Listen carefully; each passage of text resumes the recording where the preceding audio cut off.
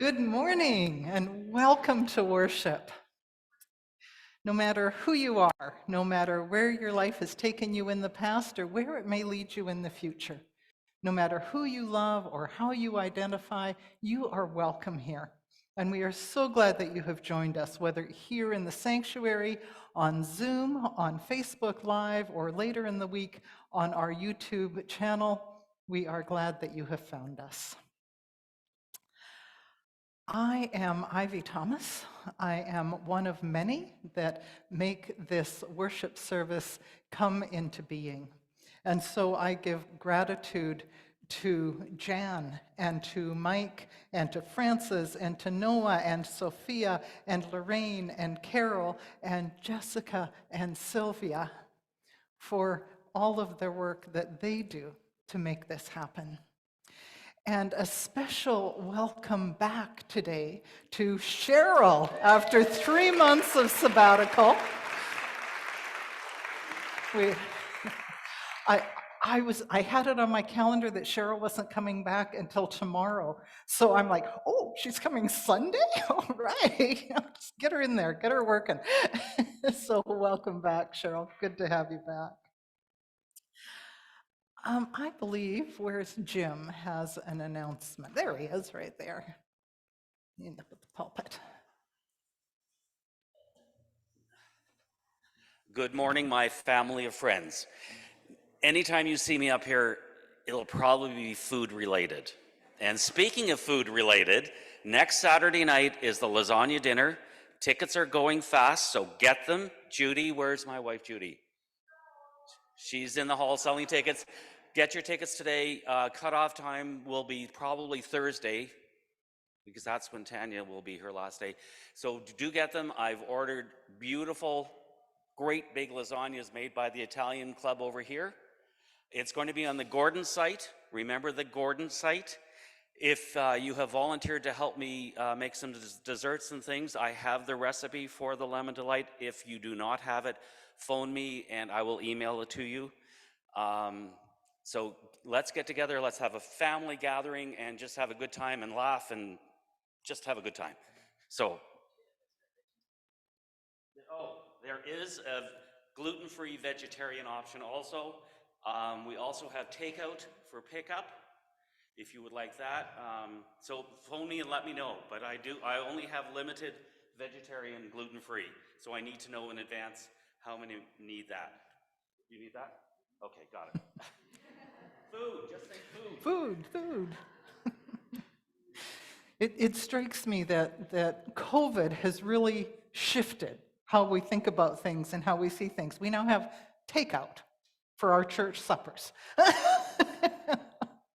Oh, it's amazing. So today's service is being brought to you by Wild Church BC.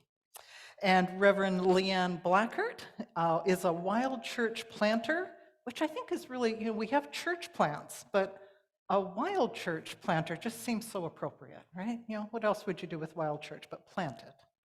So she is a wild church planter who also happens to be my partner. Lucky me. And so I turn the service over to Leanne.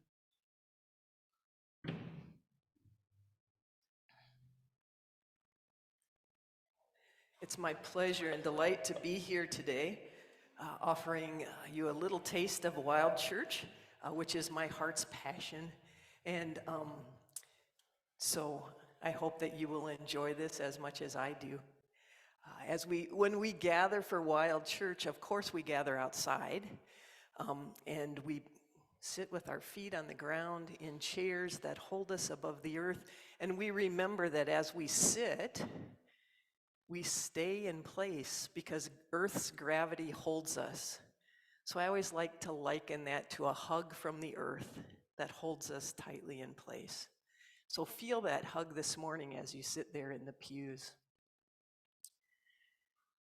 As we gather, we always begin with an acknowledgement of the lands on which we gather. And we know here in this space, we gather on the unceded ancestral lands of the Syilx people. And I took a class last year sometime from a group called Kinshift, teaching us what it means to be settlers living into right reconciliation and into the whole truth and reconciliation piece. The course was taught by Kelly Turbasket, who is of Silk and European ancestry, and Denise LaCoy, who is a local Silk woman who lives in the Penticton area. It was a terrific class. One of the most important things they taught us that I took with me was regarding the land acknowledgement. And they offered us actually some words from a man named Joseph Pierce, who's a citizen of the Cherokee Nation. And he wrote this about land acknowledgements. An acknowledgement is not the same as a relationship. Land does not require to confirm it exists or that it has been stolen, rather that you reciprocate the care it has given you. The land and water and air, the territory exists regardless of the acknowledgement, which is only ever a first step. Next steps involve treating territory as kin, building relationships with that land itself as if it were your kin, because it is. To acknowledge the land on the terms laid out by liberal or multicultural inclusion is only to repeat the hubris of anthropocentrism, which puts man at the center of all things, puts humans at the center of all things. To acknowledge the land on the land's term is to act in reciprocity.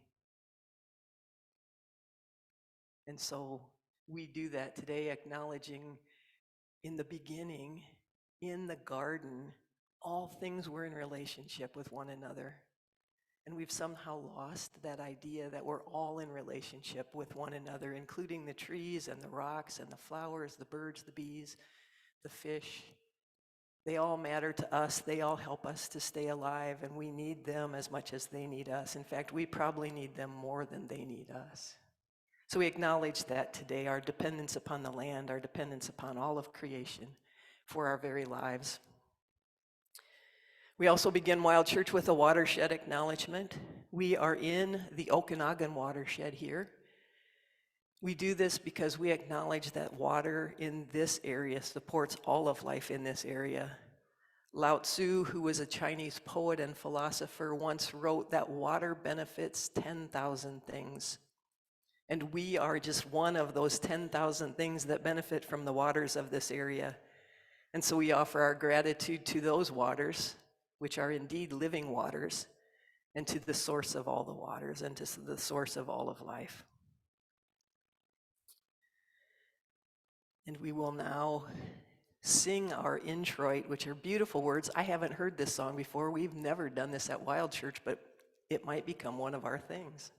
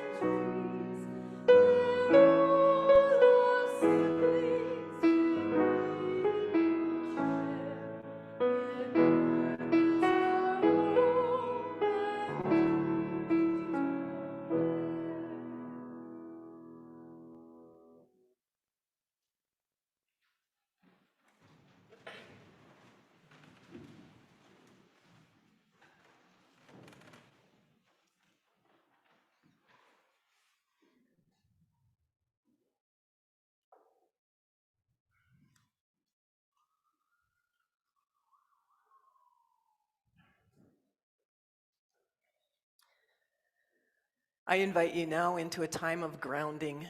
I invite you to seat yourselves in a way that's comfortable for you.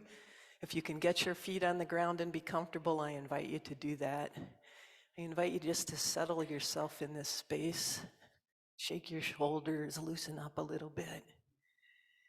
The act of grounding ourselves is one step in honoring our relationship with the land. Through our times of grounding, we are seeking to connect physically, energetically, and spiritually with the places we gather, whether we gather in community or as individuals on our own.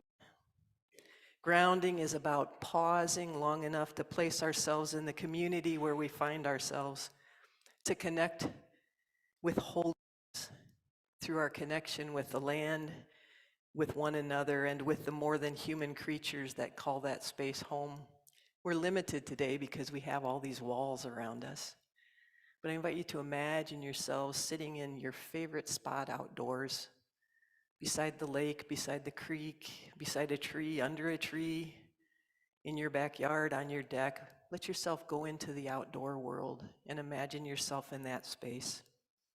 I invite you to close your eyes or to soft focus them. Just bring your focus in tightly to yourselves.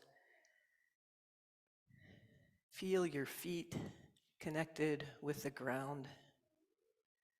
Know that beneath this floor, beneath the concrete, is the earth. Let yourself connect energetically through the floor with the earth. Take a deep breath. As you do, know that you breathe the sky. Know that breath of life that you breathe, that oxygen that you need for living, comes to us as a gift from the trees. You exhale, know that you return that gift to them. Your carbon dioxide is what they need for life. This is a small example of the interconnectedness of all of life. Breathe the air, breathe the sky. Allow yourself to find a natural breathing rhythm. Allow yourself to slow down your mind, still your body, settle into this space. I invite you to hear the sounds around you. Hear the life sitting in this space. Feel the air on your skin. Hear the sounds of life coming into us through the doors.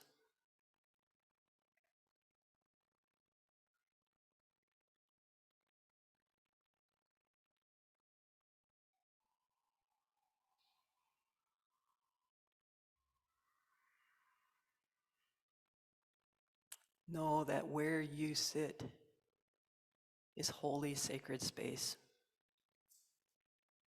As you open your eyes, I invite you to just look around and see those who are gathered in community with us here today, in this space and through the wonders of technology. And just offer a breath of prayer of gratitude for all living beings, the human ones and the more than human ones.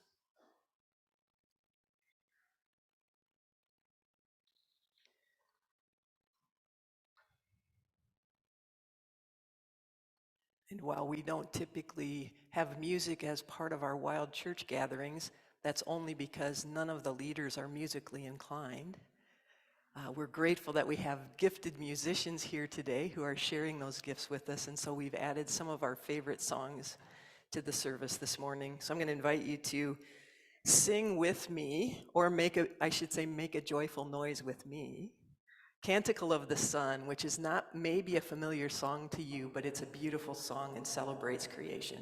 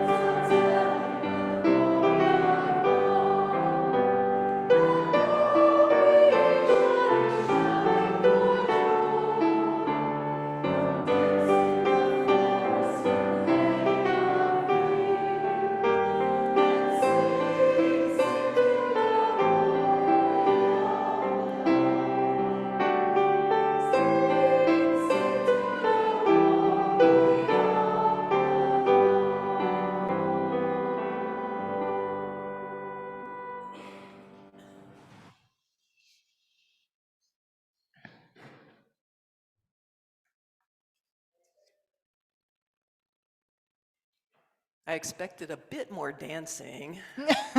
That's what happens when you put walls up around you. Like you get a little inhibited, right? There's no dancing in the forest in here.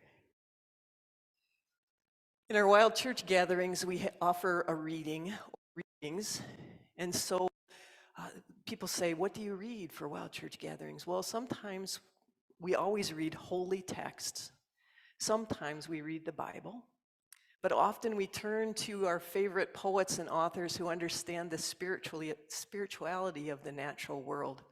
So you just sang Psalm 19. And now Ivy's going to read from one of our favorite authors, Richard Wagamis, who lived in Kamloops until his death a few years ago. We feel like his book is also a book of connection with holiness. And so I invite Ivy to read Richard's.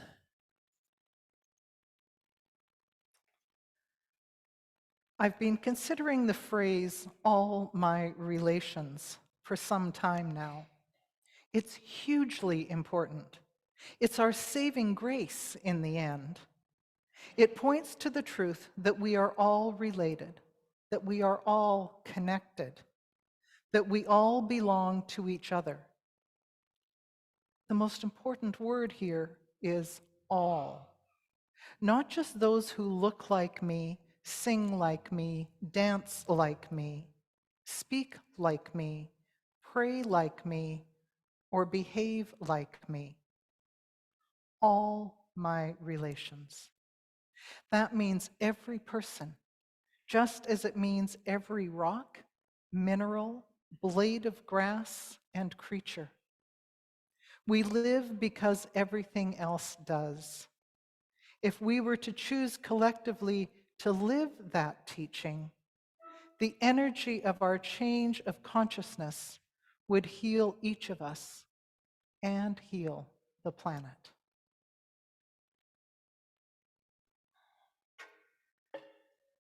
Thank you for that, Ivy. And now if you are young, or perhaps young at heart, I have a book called Because Nothing Looks Like God, and I want to share some pages of this with you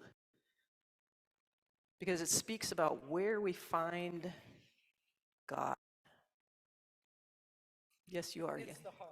It's the heart.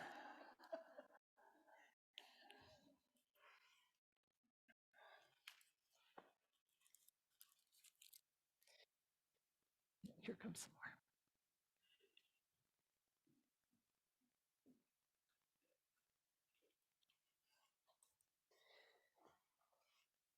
Everyone can see? So the question this book asks is, where is God? God is in the beginning, in the first red ripening tomato, and in cookies fresh from the oven. Did you know God was in cookies? Yeah. No wonder we love them so much.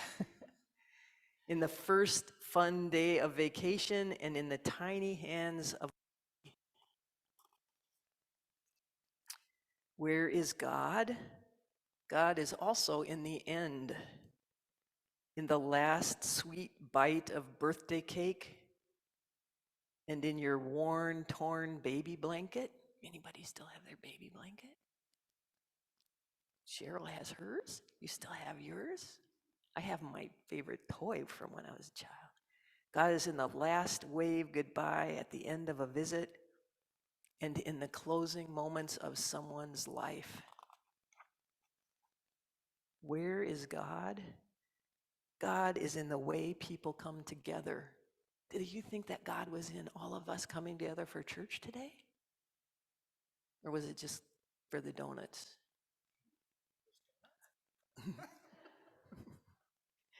In the sharing of a cold and gloomy morning, and in the Band-Aid fix-up after a fall. In homemade gifts made of clay and paint, and in morning hugs and goodnight kisses. Where is God? God is in the world. In bird chirp, frog song, and chattering squirrels, and in the fly caught up in the spider's web, in caterpillars chewing leaves from daisies, and in worms turning leaves into earth. God is in all things. Where is God? God is everywhere if we only look. God is wherever we let God in. And I would say God is also there whether we think God needs to be let in or not. What does God look like? Anybody know what God looks like? Nothing. God looks like nothing. And nothing looks like God. But there are many things you cannot see, and still we are sure that they are there. Like cool breezes on a hot summer night, or the rays of the sun drying puddles of rain, like the long hours until supper time, or the short minutes of a day at the beach. Can you see any of those things? The breeze, minutes, can't see those things, but you know they're there. There's just nothing to see. Like the kindness in someone's voice. You can't see that kindness, but you know it's there. Or the happiness in a song, like that song we just sang, that makes me really happy. Like the pride when mom or dad helps you in your class, or the jumpy excitement at the start of a holiday. You know it's there, but there's nothing to see. Like the love your mom adds to your good night story, or your dad's hooray when you first tie your shoes. Like your hope when it's your turn at bat, or your worry when your dog runs away. You know all those things are there, but there's nothing to see. God doesn't look like anything either, because there is nothing to see. But everyone and everything gives us clues that point to the one we cannot see. So part of Wild Church is looking for those clues all around us. And so I'm not sure what you're going to do in Sunday school today, but I hope that when you go, look for clues of God in whatever you do. Now to head off to Sunday school to know Cheryl again now that he's back. Thanks for coming and listening to my story.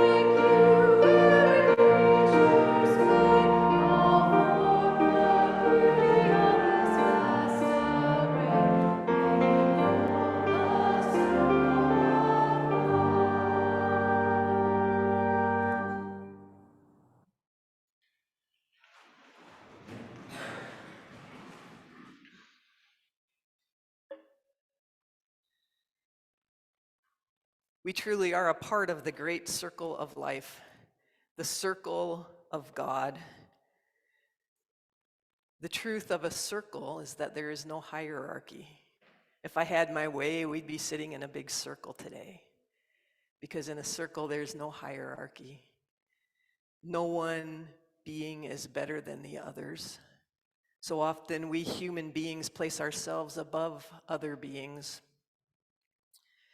In our wild church language, we intentionally choose to name all other living beings as more than human, just to remind ourselves that we are always, always visitors on the lands of those who would identify whatever space we gather in as their home.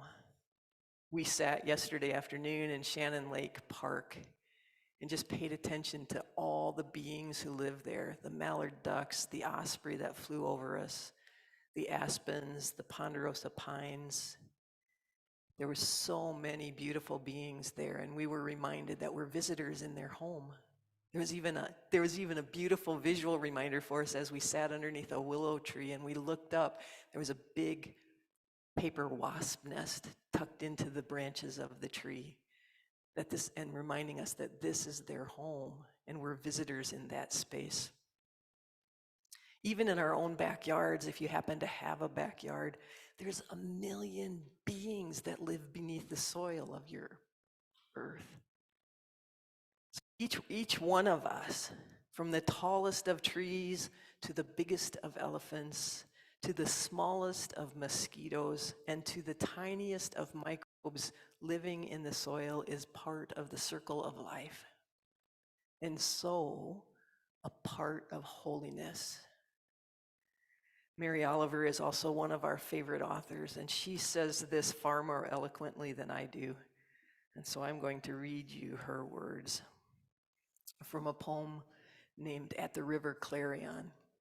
She writes this: I don't know who God is exactly, but I'll tell you this. I was sitting in the river named Clarion on a water-splashed stone, and all afternoon I listened to the voices of the river talking. Whenever the water struck the stone, it had something to say. And the water itself, and even the mosses trailing under the water. And slowly, very slowly, it became clear to me what they were saying. Said the river, I am part of holiness. And I too, said the stone, and I too, whispered the moss beneath the water. I'd been to the river before, a few times.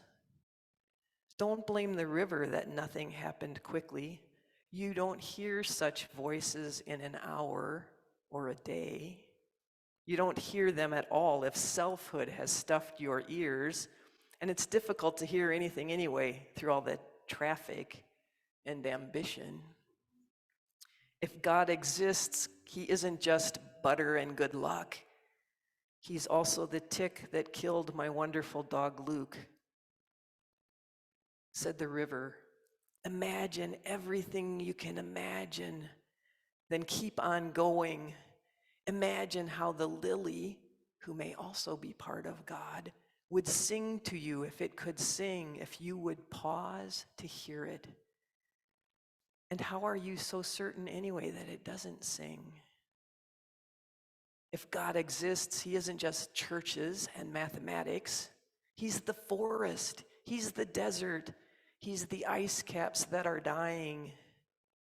Yes, it could be that I am a tiny piece of God, and each of you too, or at least of his intention and his hope, which is delight beyond measure. And so, my friends, each of us is part of holiness as well, and we celebrate that. Now, the beautiful thing about Wild Church is that I don't preach. We believe the wisdom of creation is held in wisdom of creator is held in creation, and so we invite our Wild Church gatherers to go out and spend time on the land, to wander slowly paying attention, or to go sit under a tree, or to stay in the circle and stay in silence, but just to pay attention to what's going on around them and to see reflected back to them the wisdom of God. The Celts believed, Celtic Christianity believes that the first scriptures are creation, and the second scriptures are the ones that we put on our pulpits on Sundays. The first incarnation is creation. The second incarnation is considered Jesus. So there's much wisdom to be had in creation. So we invite our folks to go out and spend 20 to 50 minutes in silent reflection on the land, paying attention to what calls them. Because you know, when you walk, when you look, something will probably go, oh, come closer for a better look. I have wisdom to share with you. And so we invite them to spend time on the land, and then we come back into a circle and we share what we reflect on, what we experience. Sometimes we just share what's on our heart that wants to be shared in community. And guess what? We get a whole circle full of sermons. It's a beautiful thing. And most of them are better than what I would have preached anyway. So we're going to invite you to do that same thing today. We're going to invite you to wander outside into the courtyard for around 10 minutes, to wander out the front doors. This street has some of the most beautiful trees that can be found around here. Wander around, experience a tree. If you've never hugged a tree, do it. Talk to the tree. Tell it thank you for the oxygen that it gives you. Tell it thank you for its presence in this world. You know, the first time I was asked to talk to a tree, I was like, you want me to do what? But I did it. And now I talk to them all the time. And sometimes they answer me. Sometimes they converse back with me. You have to open your imagination. Let yourself enter that imaginal realm and have a conversation with the natural world. Wander out here, look to the sky, and say, thank you for the breath you give me every day. But just engage with the natural world for a few minutes, and then we'll come back in. And sadly, I'm not going to ask everybody what they encountered or experienced because we don't have all afternoon to be here. But we will give you a chance to see what you experience and to engage with the natural world in a new way and to wander and experience that everything out there is part of our relations. Richard is right. All our relations, all my relations. These are our kin. These are our neighbors, and God commands us to love our neighbors as ourselves. So take a little love out there on the streets and find a tree or a plant or a bush or a bird or an insect. Find something to engage with. So I'm going to invite you to go wander out a door. If you're home in a Zoom room, I invite you to wander outside if you can do that. Go out and sit on your deck. Go sit by your window. Grab your favorite houseplant and give it a hug. But just engage with the natural world. And if moving is hard for you, if it's hard for you to get up and wander around, then stay here. We have a special surprise for you, but not if you are able to go outside. So please go enjoy the outer world. And we'll see you back here in about 10 minutes. Are we going to ring the big bell to bring everybody back? So you can wander far if you want to. We'll ring the bell to bring you back in.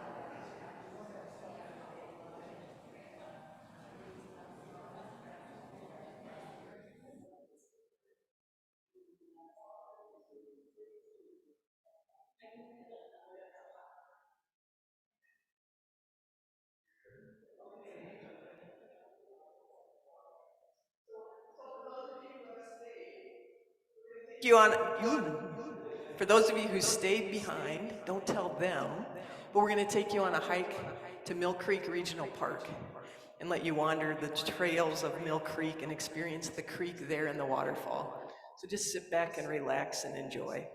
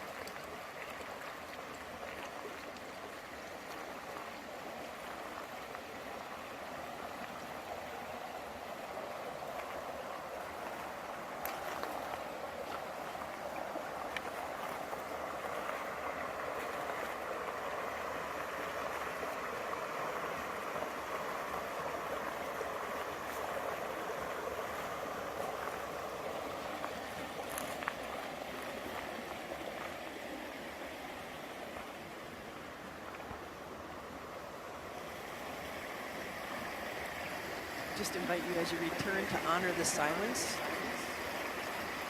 Just be still and enjoy.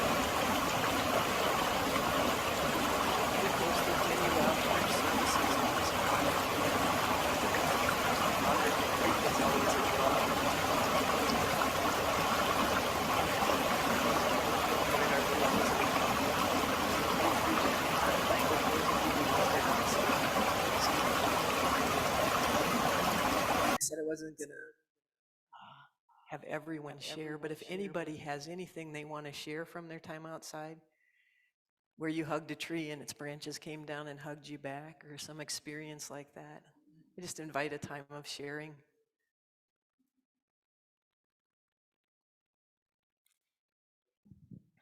I had the opportunity yesterday to participate in Wild Church. I don't usually get to do that because I'm usually writing a sermon. But yesterday I went and we were talking about death and resurrection. And I walked outside here and I wandered around and I came back and I looked at the magnolia tree and was noticing how the leaves are starting to turn and they're starting to die. And then out of the corner of my eye, I saw a full bloom magnolia. I thought death and resurrection all in one place. Nice, thanks. Anyone else? All you shy people.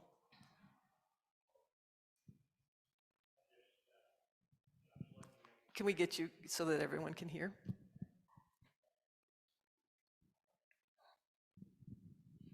What I initially saw in the tree was, kind of a weathered nature of it. Then I looked a little deeper and you see all sorts of character in it. And then when you look up, there's, as you said, there's magnolia bloom, but there's actually several. You look, and it's just very calming to be out there. Thanks.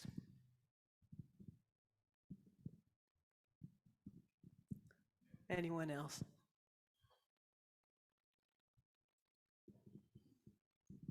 We went along the street, Bernard, and there's a wonderful pond in that first house there.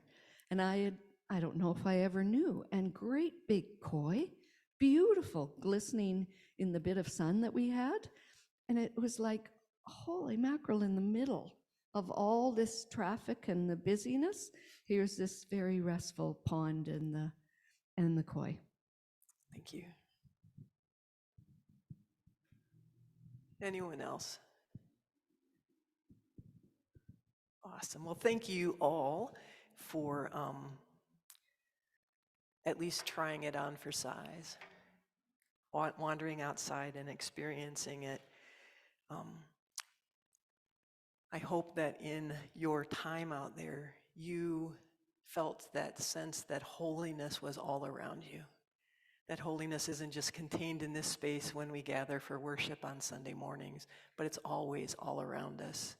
And that there's wisdom to be had if we will stop, if we'll pause and pay attention.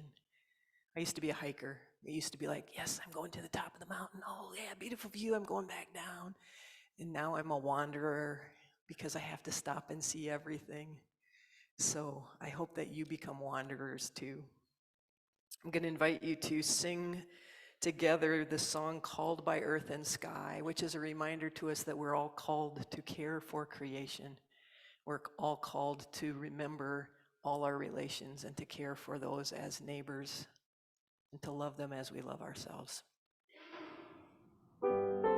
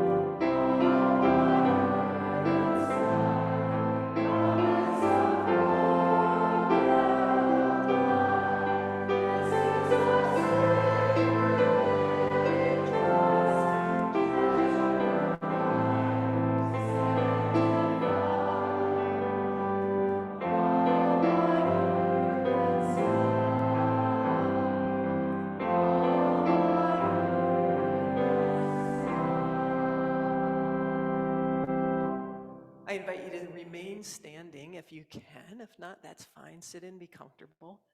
But we offer an offering of gratitude at the end of our services, our gatherings. But before we do that, I just want to see how many in here have ever been to a Wild Church service. Put your hands up if you've been to a Wild Church. Look at that. We got some wild ones out there. Yay for wild people. We offer an offering of gratitude, and typically we offer cornmeal or raw sunflower seeds, bird seed, sometimes compost, but a gift back to the earth, to the sacred land for holding us in the time of our gathering. And another way that we do this is to do a body prayer that Lois Huey Heck created. And it's a beautiful body prayer, so I'm going to invite you to join me in this. So we start with our hands together, thumbs up by your chest, by your heart, knees soft, because we're going to bend over as much as we can and offer gratitude to the earth, to the sacred space that's held us during this time of gathering. So we bow to the earth. And then when we come up, we open our arms to the heavens. We open ourselves up to the divine, to holiness. We offer gratitude to the Holy One for creation, for all the beautiful things that we have. And then we're just going to bring our arms together and create a circle. And we're going to offer gratitude to the more than human beings in whose space we find ourselves visitors today in our time of wandering out there, in our time of wandering anytime. But always, always, we are the smaller circle in the greater circle of life. So we offer our gratitude there. And then we're going to cross our arms on ourselves. How many times have you said thank you to yourself for being the wonderful, beautiful human being that you are? You are a beautiful gift of creation, and so thank yourself and thank Creator for the gift of you. We don't do that very often at all. And then we're going to, everyone knows the position the minister holds when they're going to bless, the final blessing of the service. And we're just going to bless. So just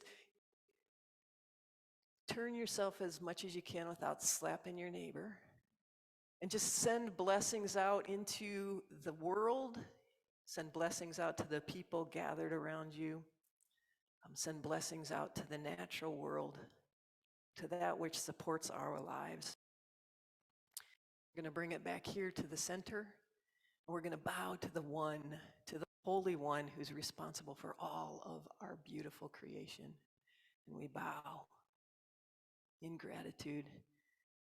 And then we clap. We just do a gentle clap to those who have been part of our circle this day, and thank you for your presence in this gathering. We are grateful for you, and now you may be seated.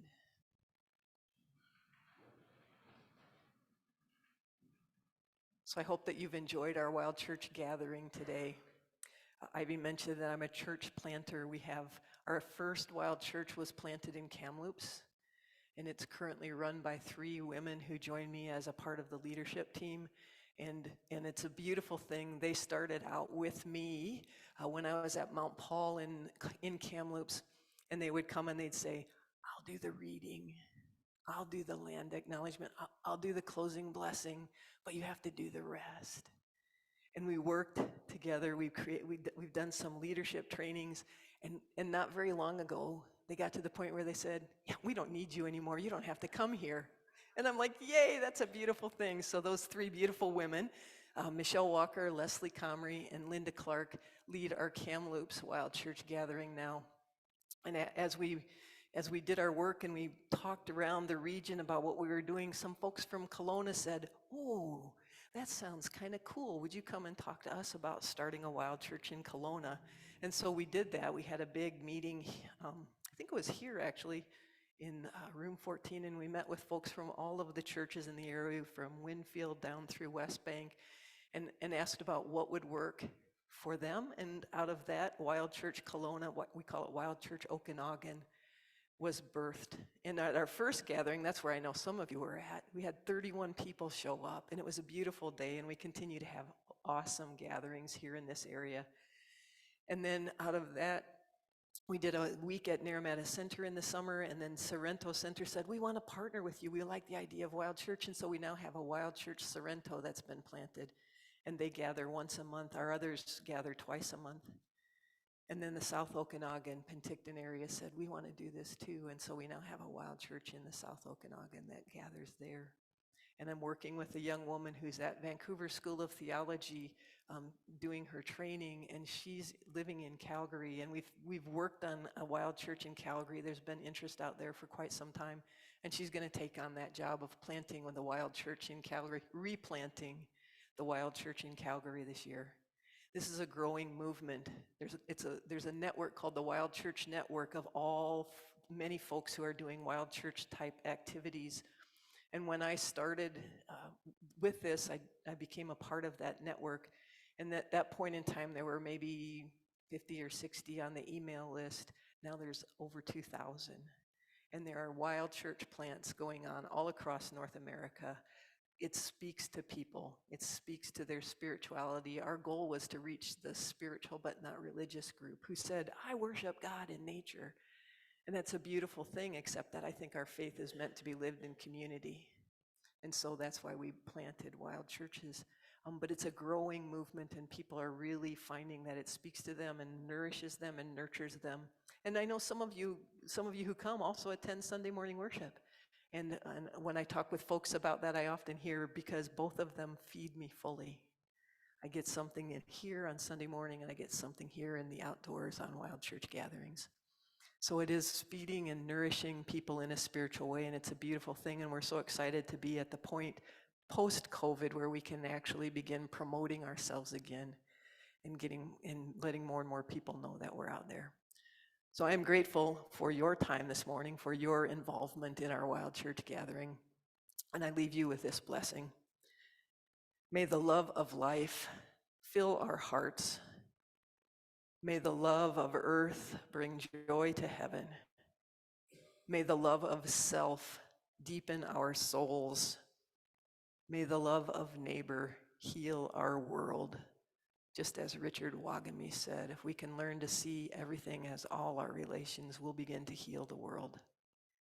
So may you walk from this place with a deeper understanding of what it means to acknowledge all our relations. Amen.